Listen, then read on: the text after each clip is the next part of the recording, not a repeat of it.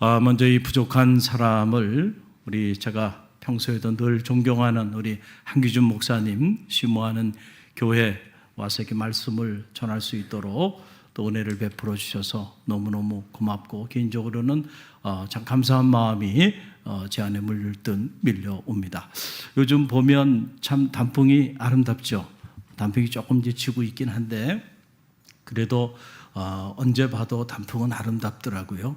우리 말씀 나누기 전에 옆에 있는 분들 바라보면서 진심을 담아서 아이 컨택을 하시고요. 이렇게 한번 인사했으면 좋겠어요. 단풍보다 더 아름다우십니다. 우리 옆 사람 바라보며 인사합니다. 단풍보다 더 아름다우십니다. 할렐루야. 그래요. 아까 제가 저 뒤에서 여러분들 찬양하는 모습을 봤어요. 보니까 아마 청량년 되시는 분들 같은데 그냥 그 모습 자체가 아름답더라고요.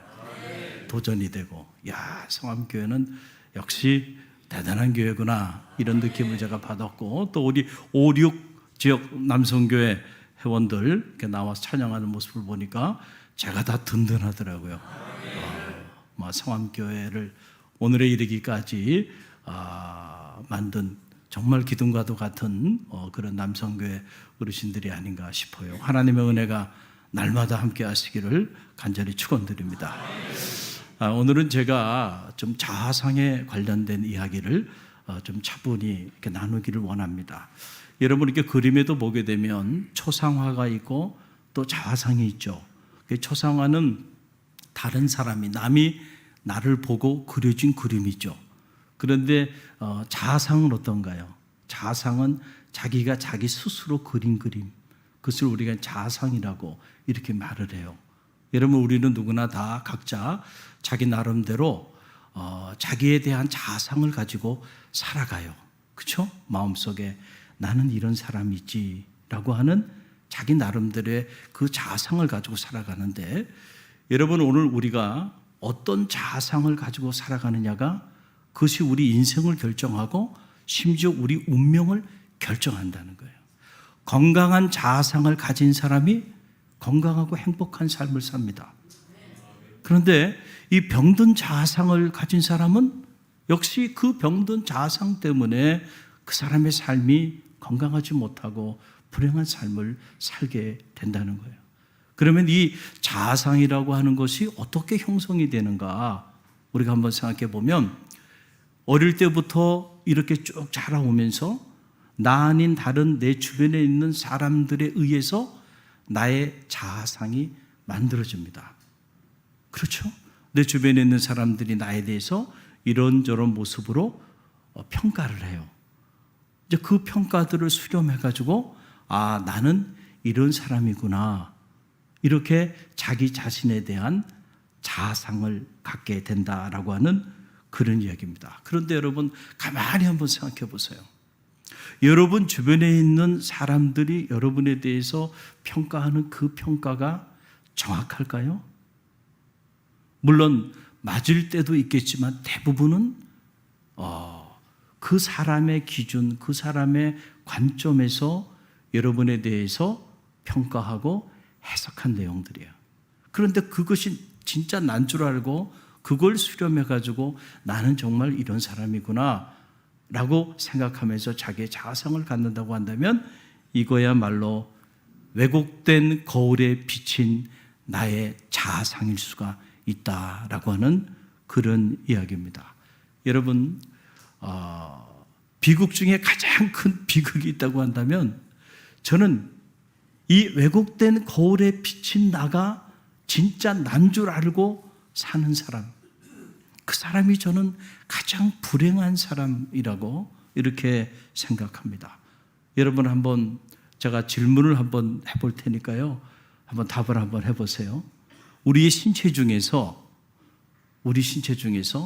나를 가장 잘 나타내 보여주는 신체 부위가 어디일까요? 장로님이신가요? 예, 원로 장로님이신 것 같은데, 이 성암교회는 역시 한기준 목사님이 남다르셔서 바로 그냥 답이 나오네요. 맞습니다. 얼굴입니다. 얼굴. 그렇죠?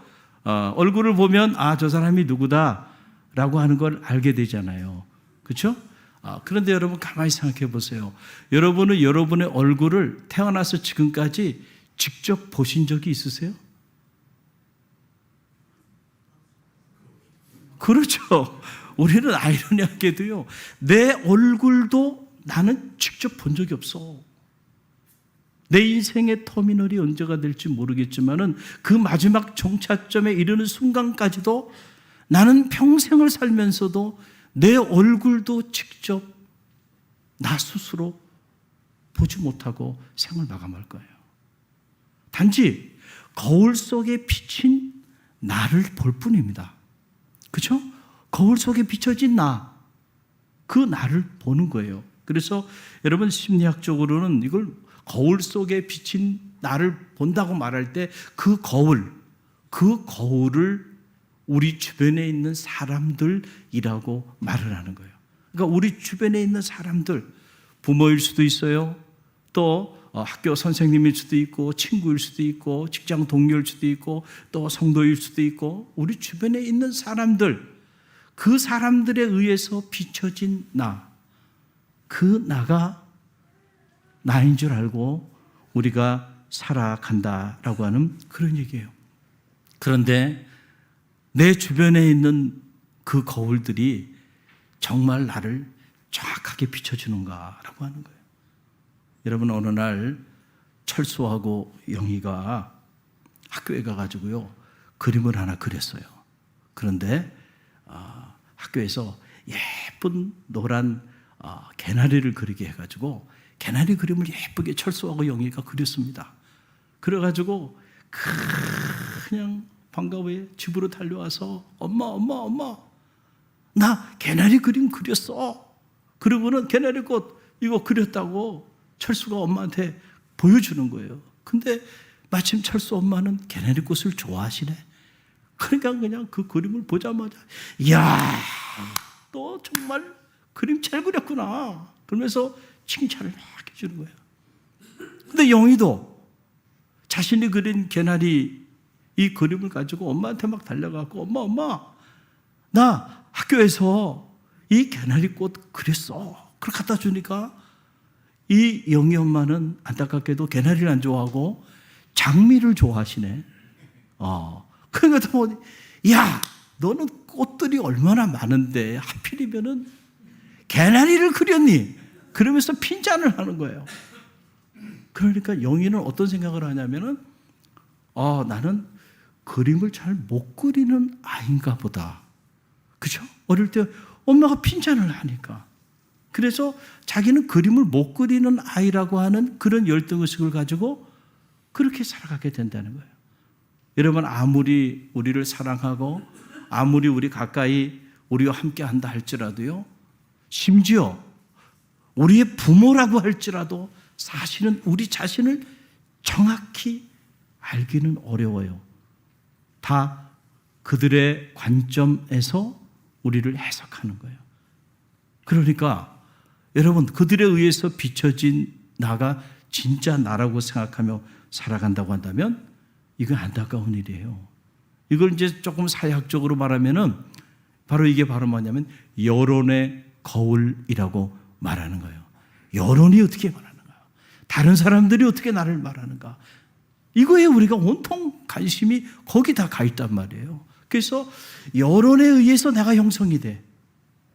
여론에 의해서 나라고 하는 존재가 결정이 된다라고 하는 거예요. 그런데 그 여론은 다 왜곡된 여론일 수 있다는 거예요. 여러분, 명작 동화 미운 오리 새끼 아시죠? 미운 오리 새끼. 어느 날 오리알 하나가 어떻게 굴러가지고 백조알 하나가 오리알이 있는 곳에 굴러 들어온 거예요. 그런데 오리가 그것도 모르고 품었어요. 그래가지고 부화를 했는데 보니까 백조가 태어났네. 그런데 오리들 주변에서 백조는 모양이 다르게 생겼거든. 그러니까 오리들이 어릴 때부터 백조에 대해서 뭐라 그래요? 야, 너는 왜 이렇게 생겼어? 그러면서 자꾸 핀잔을 줍니다. 그래서 미운 오리 새끼로 자라게 됩니다. 그러면서 나는 왜 이러지? 나는 왜 저들과 다르게 생겼지? 마치 이 미운 오리 새끼가 자기 운명인 것처럼 그렇게 열등의식을 가지고 상대적 박탈감을 가지고 그러고 살아갔어요. 그런데 오늘날 보니까 백조떼가 쫙 날아왔는데 그 백조떼가 이렇게 보니까 아니 오리들 사이에 백조 한 마리가 있네. 그래서 불렀어요. 야, 너 왜 거기 있니? 이리 와봐. 그러니까 그때 이 미운 오리 새끼가 태어나서 한 번도 자기를 그렇게 따뜻하게 인격적으로 대화를 해준 상대가 없었는데 자기를 알아봐 주는 거야. 그 이리 오라 그러니까 그리 갔어요. 그리고 이 백조들이 이렇게 하늘을 나는 걸 보니까 너무너무 우아하게 아름답게 날아가더라는 말이죠. 그런데 이 오리들 틈바구니 속에 사는 이 미운 오리 새끼는 그렇게 날지를 못하고 띠뚱띠뚱 오리처럼 그렇게 걷는 거예요. 그러니까 백조가 야, 너 그렇게 하지 말고 이렇게 날개를 좀 바람에 이렇게 날개를 맡겨봐. 그러면서 창공을 향해서 백조가 우아하게 나는 모습을 가르쳐준 거예요. 그러니까 이 미운 오리 새끼도 그렇게 한번 해본 거예요. 그랬더니 자기도 이 우아한 백조처럼 창공을 우아하게 날게 됐다라고 하는 그런 이야기입니다. 여러분, 우리는 두 개의 나가 있어요. 만들어진 내가 있고 그리고 본래의 내가 있습니다. 자, 본래의 나를 발견하려면 어떻게 되냐면 우리를 가장 잘 아는 거울 앞에 서야 돼. 자, 두 번째 질문. 우리를 가장 잘 아는 그 거울이 무엇일까요? 그렇죠. 우리를 빚으신 창조주 하나님. 그 하나님만은 내가 나를 아는 것보다 더 나를 정확하게 알고 계시오. 우리 부모가 나를 아는 것보다, 우리 선생님이 나를 아는 것보다 더 나를 정확하게 알고 계신 분이에요. 할렐루야.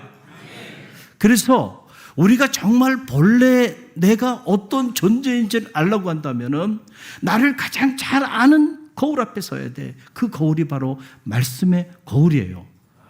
할렐루야.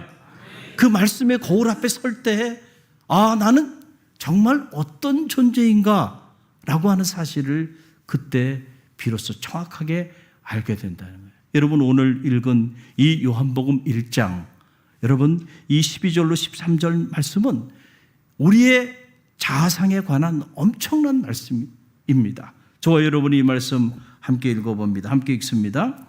영접하는 자 곧 그 이름을 믿는 자들에게는 하나님의 자녀가 되는 권세를 주셨으니 이는 혈통으로나 육정으로나 사람의 뜻으로 나지 아니하고 오직 하나님께로부터 난 자들이니라. 아멘. 여러분, 우리 그리스도인들이 신앙생활하면서 꼭 잊지 말고 우리 가슴에 품어야 하는 선명한 자아상.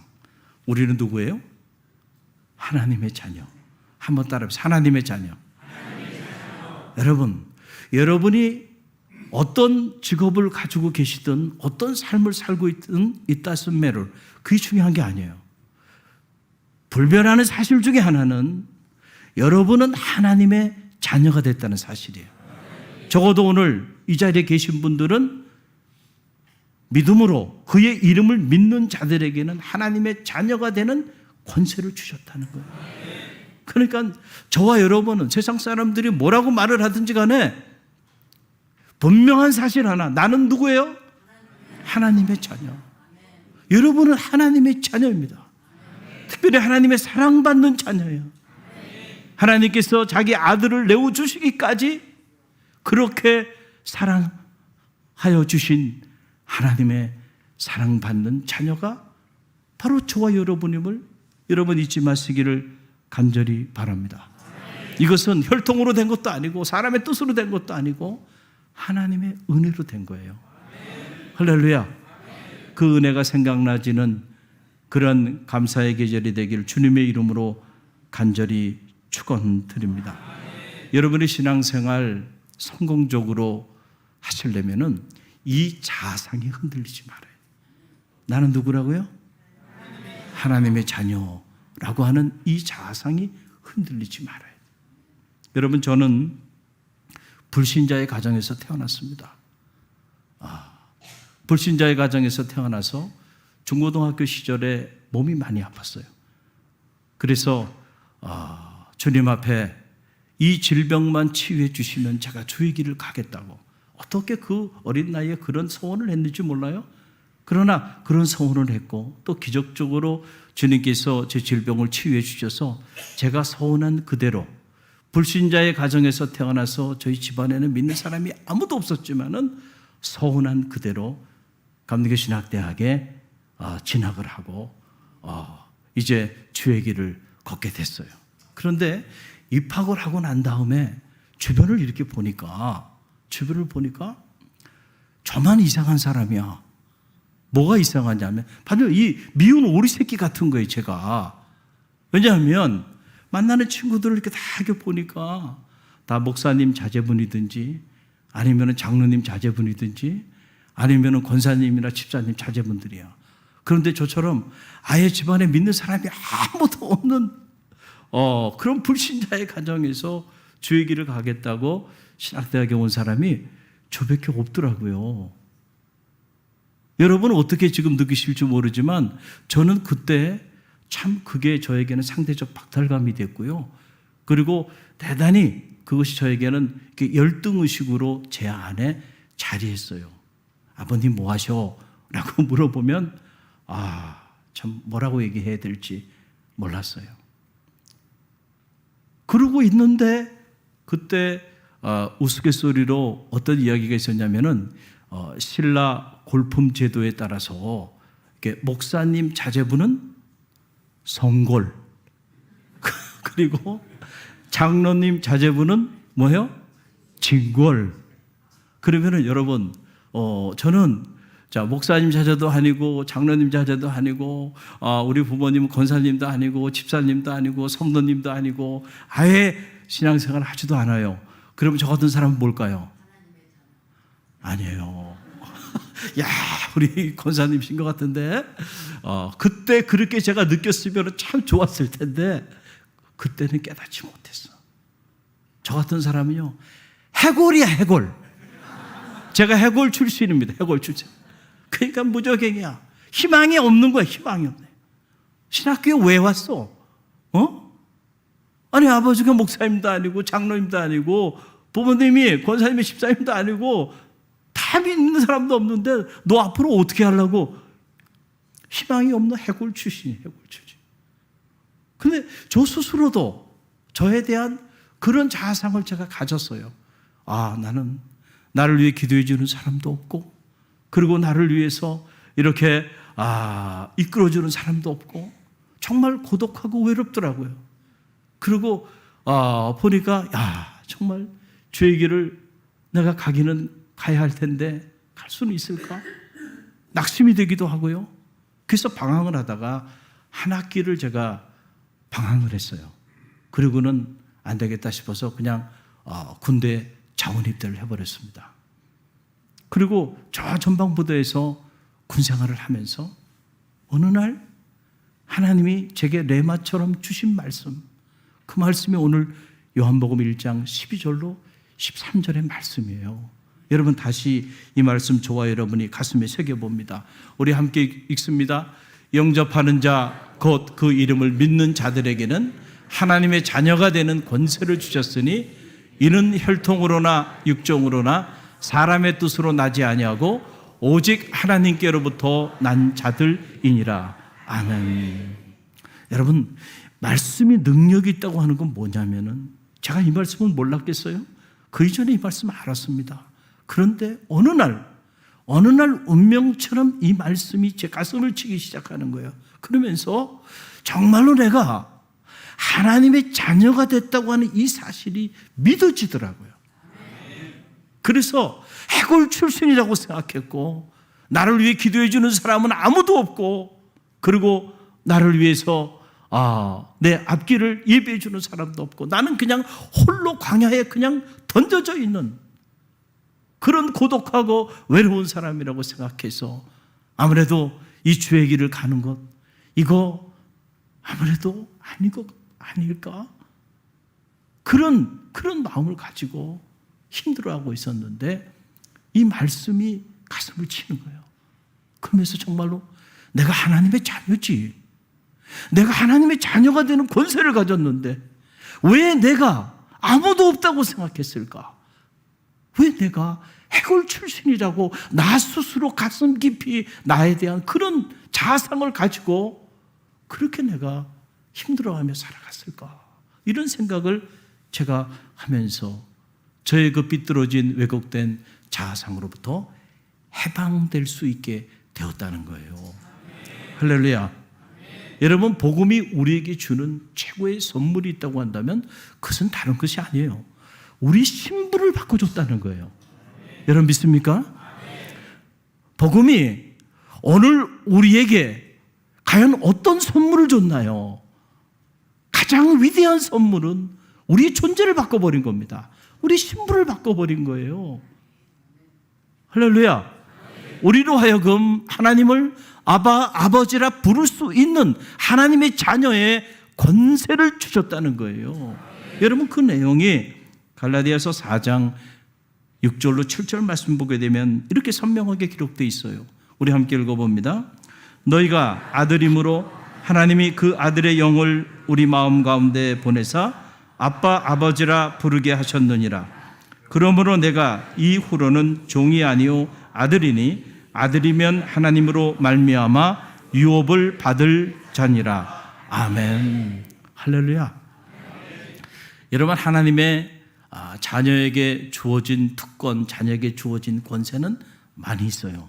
그 중에 가장 놀라운 권세는 우리가 어느 날 하나님을 나의 아빠, 아버지라 부를 수 있게 됐다는 거예요. 여러분, 이것보다 더 큰 권세가 어디 있어요? 이것보다 더 큰 특권이 어디 있어요? 여러분이 예수 그리스도를 구주로 영접하고 여러분의 삶의 변화들이 나타났는데 그 변화 중에 가장 강력한 변화는 이제 예수 그리스도 안에서 여러분은 하나님을 여러분의 아빠, 아버지라 부를 수 있는 하나님의 자녀가 되었다는 거예요. 할렐루야. 여러분, 우리가 주기도문, 주님이 가르쳐 주신 기도문이죠. 왜 우리가 하나님 앞에 기도해야 하나요? 우리가 그분의 자녀이기 때문이에요. 우리가 기도한다고 왜 우리의 작은 신음소리에도 그분은 응답하셔야 되나요? 그분이 우리의 아빠, 아버지가 되기 때문이에요. 그래서 바테르 헤만 호엔 토이스 브라노이스 하기아스세서 토노마스 바셀레야스 하늘에 계신 우리 아버지시여 이름이 거룩히 여김을 받으시오며. 자, 하나님 앞에 우리가 기도할 때 가장 먼저 기도하는 기도의 내용은 뭐예요? 하나님, 그분이 우리의 아버지가 되심을 고백하면서 기도하는 거 아니에요? 그분과 우리의 관계가 하나님과 자녀의 관계가 아니라면 우리가 왜 그분 앞에 나와서 기도를 하나요? 그분은 왜 우리의 기도에 응답해야 되나요? 여러분, 사랑하는 자녀가 어느 날 밖에서 무슨 일이 일어났는지 모르는데 이렇게 들어왔는데 보니까 아이가 좀 표정이 어두워. 그랬더니 자기 방에 들어가니 문을 딱 걸어 잠그고 그리고 막 흐느끼면서 울어. 그럼 문 밖에 서 있는 부모님의 마음은 어떨까요? 이거 설명할 길이 없어요. 가슴이 무너지죠. 무슨 일이 있는가? 내 딸이, 내 아들이 밖에서 무슨 일이 있었는가 말이에요. 자녀를 위해서 모든 부모들은 모든 걸 내어줘도 아깝지가 않아요. 자녀를 위해 다 해주고 싶어. 그런데 우리가 능력이 없어서 다 못해주고 살아요. 그러나 하나님은 능력이 있어요. 할렐루야. 여러분이 하나님의 사랑받는 자녀이고 하나님은 여러분의 아버지가 되세요. 여러분 정말로 믿습니까? 정말로 이 사실이 여러분 가운데 믿어지게 되기를 저는 주님의 이름으로 간절히 축원드립니다. 우리 한기준 목사님은 훌륭하신 아드님이 두 분이 계신데 저는 딸이 둘이 있습니다. 큰 딸이 32살이고 작은 딸이 28인데 큰 딸이 뉴욕에서 직장 생활을 해요. 여기서 고등학교를 나오고 대학을 미국으로 가서 공부하고 졸업하고 취업을 해가지고 지금 이제 직장 생활을 이렇게 하고 있는데 그 아이가 이제 철이 들어가는 것 같아요. 그러니까 어느 날 그런 얘기를 하더라고요. 가만히 이렇게 생각해 보니까 자기 나이보다 어린 나이에 엄마 아빠가 자기를 낳았다는 거예요. 참 저 생각해 보니까 20대 후반에 우리 큰딸을 저희가 낳았는데 그 20대에 그 남의 나라에 와서 유학생활 하면서 그 힘들고 어려운 시절에 그때 자기를 낳아서 키웠다는 그 생각을 이렇게 하니까 가슴이 이렇게 저며오면서 엄마가 불쌍하게 느껴지기도 하고 딸들은요 엄마에 대한 사랑은 대단합니다. 제가 우리 큰따님 또 여기서 큰따님은 큰아들 얘기할 때 그 큰따님이에요. 그리고 둘째 따님, 셋째 따님 그 세 분의 따님과 살잖아요. 그러니까 저희 집에는요 정의가 없습니다. 그러니까 딸 둘하고 이렇게 살아가려면요 항상 겸손하게 살아야 됩니다.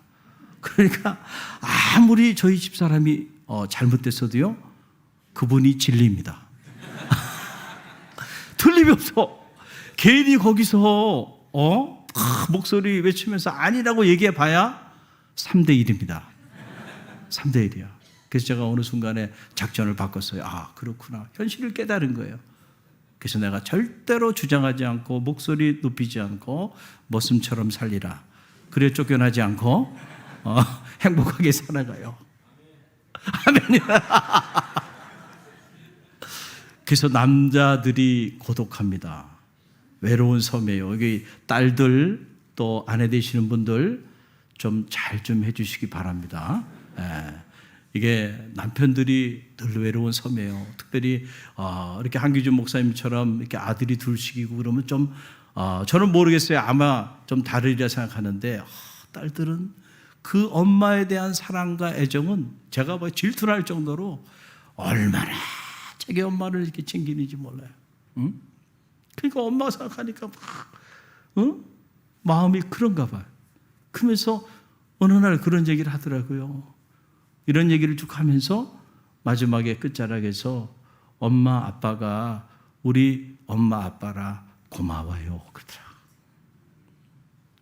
울컥하시더라. 그동안의 아이들 키우면서 힘들었는데 그 힘들었던 모든 시름이 그 한마디에 그냥 다 사라져버리더라. 엄마 아빠가 우리 엄마 아빠라 너무 고마워요 그러더라. 여러분은 하나님이 여러분의 아빠 아버지라 정말로 고맙습니까? 정말로 고마워요? 그러면 한번 우리 고백해 봅시다. 마음에 담아서 하나님 따라해보세요. 하나님 나의 아빠 아버지가 되셔서 고마워요. 할렐루야. 여러분 감사는 표현해야 돼. 감사는 표현할 때 꽃이 되는 거예요.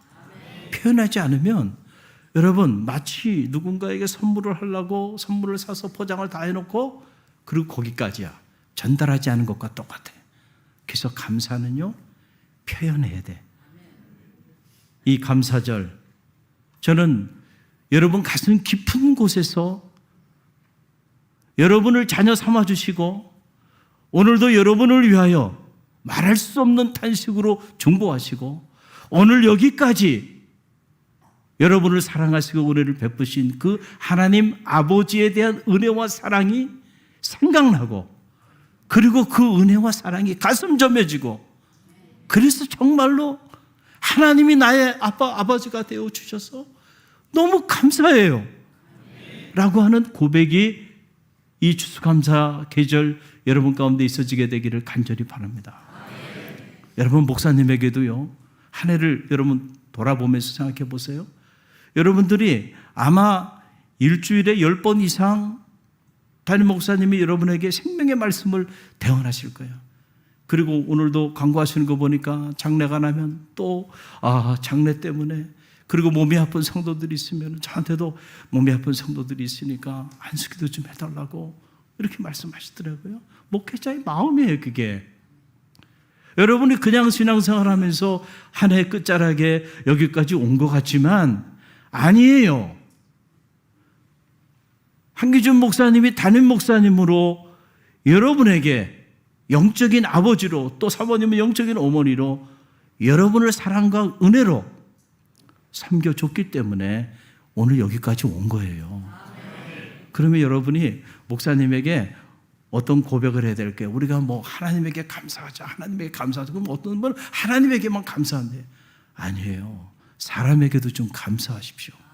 장로님에게도 감사하고, 권사님에게도 감사하고, 집사님, 성도님들에게도 감사하고, 아내에게도 감사, 남편에게도 감사, 자녀에게도 감사. 왜? 하나님은요, 사람을 통해서 일하시거든요. 할렐루야. 그럼 여러분이 한번 저를 따라해 보세요. 목사님, 여기서 목사님은 호이스 한기준 목사님 말하는 거예요. 제가 아니고, 그렇죠? 목사님이 우리 목사님이 되어 주셔서 너무 감사합니다. 자, 할렐루야. 여러분들이 이게 수시로 그런 멘트 한번 날려보세요. 그러면 목사님의 모든 시름이 그 한마디 말 때문에 다 사라지고요. 목사님과 여러분의 관계는 정말 더 아름다운 꽃 같은 관계로 그렇게 피어나게 될 줄로 믿습니다. 여러분, 감사를 표현해야 돼. 특별히 우리의 감사, 하나님이 우리의 아빠, 아버지가 되신 거, 여러분 이걸 감사해야죠. 믿음이 뭐예요? 도대체 여러분은 뭐를 믿는다는 거예요? 여러분의 믿음의 내용이 뭡니까?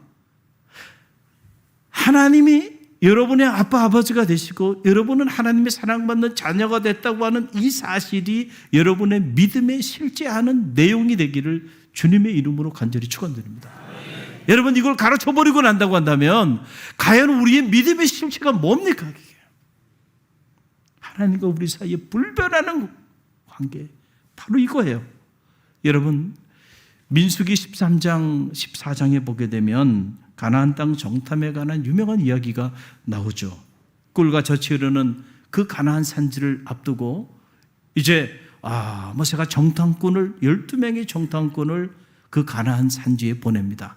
그래서 40일 동안 그것을 정탐하고 돌아오게 해요. 그런데 그 40일 똑같은 땅, 똑같은 곳을 똑같은 기간에 보고 왔는데 이 정탐의 보고는 둘로 딱 갈려집니다. 그렇죠? 10명의 그 정탐꾼들과 여호수아, 갈렙 이렇게 딱 갈라지는 거예요. 근데 여러분, 이 내용을 자세히 이렇게 보면요, 이게 뭐로 나눠지냐면 자아상으로 나눠집니다. 자아상으로 나눠져. 여러분 보세요. 민수기 13장 32절로 33절 말씀, 저와 여러분이 함께 이 말씀 읽어봅니다. 함께 읽습니다.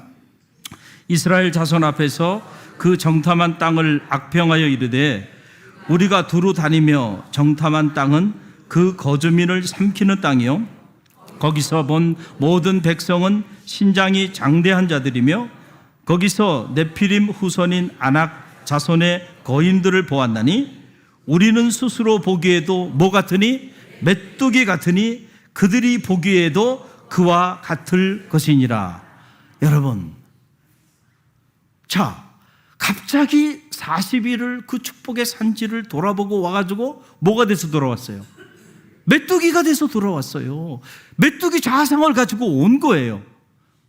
그곳에 가보니까 정말 꿀과 젖이 흐르긴 하는데 안악자손이, 거인자손이 안악자손이 살고, 그리고 쌍두마차가 달릴 정도의 견고한 도성이 있고, 그들 앞에 우리를 비교해 보니까 우리는 그냥 메뚜기 같은 존재야. 우리가 우리 스스로 생각하기에도 메뚜기 같은 존재인데 그들이 우리를 보기에도 그렇게 볼 것이다. 무슨 자아상을 지금 가지고 돌아온 거예요? 메뚜기 자아상을 가지고 돌아온 거예요. 그러면서 이제는 우리는 다 죽었다는 거예요. 그러면서 축복의 산지 앞에서 감사하고 감격해야 되는 순간에 불평하고 원망합니다. 그리고 그 불평하고 원망하는 걸 자기만 불평하고 원망하면 될 텐데 그거를 온 이스라엘 백성들에게 스피크 아웃하는 거예요. 다 우리는 이제 여기서 다 죽었단 말이에요. 하나님 원망하고 모세를 원망하고요. 메뚜기 자상을 갖고 있는 한 산지 주인공이 될 수 없어요. 그래서 우리가 어떤 자상을 갖느냐가 중요하다니까요. 그래서 실제로 그들이 메뚜기 자상을 가진 그대로 그들은 광야에서 다 죽임을 당하고 말았습니다. 자신이 품고 있는 자기 자신에 대한 자상대로 되는 거예요. 그런데 여러분, 여호수아 갈렙을 보세요. 똑같은 곳을 똑같은 기간 똑같이 보고 왔는데 그들은 뭐라고 얘기하나요? 민수기 14장 8절로 9절 말씀이에요. 우리 함께 읽어봅니다. 여호와께서 우리를 기뻐하시면 우리를 그 땅으로 인도하여 들이시고 그 땅을 우리에게 주시리라. 이는 과연 젖과 꿀이 흐르는 땅이라. 다만 여호와를 거역하지 말라. 또 그 땅 백성을 두려워하지 말라. 그들은 우리의 먹이라. 그들의 보호자는 그들에게서 떠났고 여호와는 우리와 함께 하시니라. 그들을 두려워하지 말라. 아멘. 여러분, 완전히 다른 자성을 가지고 있죠. 정말 가보니까 거기 꿀과 젖이 흐르는 그런 비옥한 땅이라는 거예요. 우리는 누구와 함께? 하나님 함께 하시니 그들은 우리의 밥이라. 어느 번역에는 그들은 우리의 먹이라. 우리가 능히 그 땅을 취하리라. 여러분, 우리가 흔히들 팩트 체크 이런 얘기 많이 하잖아요. 팩트가 중요하다. 믿음의 길을 걸어가는 우리에게 있어서는 팩트가 중요하지 않습니다. 여러분, 10명의 정탐꾼이 돌아와서 보고한 내용은 팩트입니다. 그들이 어떤 과장된 이야기를 했거나 잘못된 보고를 한 거 아니에요. 팩트를 본 겁니다. 정말 거대한 도성이 있고 안악자선이 살고 있고 정말 그들하고 우리를 비교해 보면 우리는 오합지졸이고 그들 앞에 정말 메뚜기 같은 그런 존재야. 틀린 보고가 아니에요. 팩트예요. 그러나 하나님의 역사는 팩트를 따라 이루어지지 않아요. 하나님이 함께 하시면 우리는 능히 그 땅을 취하리라. 그들은 우리의 밥이라. 믿음의 자아성을 가진 거예요. 우리가 누구예요? 하나님이 함께하는 사람. 할렐루야. 여러분, 이 자아상의 차이가 운명을 갈아놓은 거예요. 그래서 여호수아 갈렙만이 그 축복의 산지의 주인공이 되었다는 겁니다. 사랑하는 성도 여러분, 오늘 여러분은 여러분의 마음 깊은 곳에 어떤 자아상을 가지고 살아가고 있습니까? 여러분이 여러분 자신에 대해서 어떤 자아상을 갖느냐가 여러분의 인생을 결정하고 여러분의 운명을 결정해요. 요즘 제가 이 자존감에 대한 연구를 계속하고 있어요. JC 해피맘스라고 하는 학부모 교육 세미나를 전개하면서 이 자존감 연구를 하면서 제가 느껴지는 게, 이 자존감이라고 하는 게 너무너무 중요한 거구나. 이 사실을 알게 됐어요. 여러분, 이 자존감이 낮으면은요, 자존심이 높아져. 자존심이 높으면 작은 일에도 욱하는 거야. 그래서 늘 자존심 상해서 안 돼. 이런 말 많이 하시는 분일수록 죄송하지만 뭐가 낮은 사람이에요? 자존감이 낮은 사람. 아이들도 마찬가지예요. 아이들도 어릴 때부터 자존감을 세워줘야 돼. 이 자존감을 높여주지 않으면은 그 아이들이 상대적 박탈감 속에서, 열등의식 속에서 그렇게 허덕이며 살아요. 그래서 이 자존감을 높여주는 일은 학교 공부를 잘하게 하는 일보다 사실은 더 중요한데, 부모의 그 자존감이 누구에게 전달이 돼요? 자녀에게 학습이 돼요.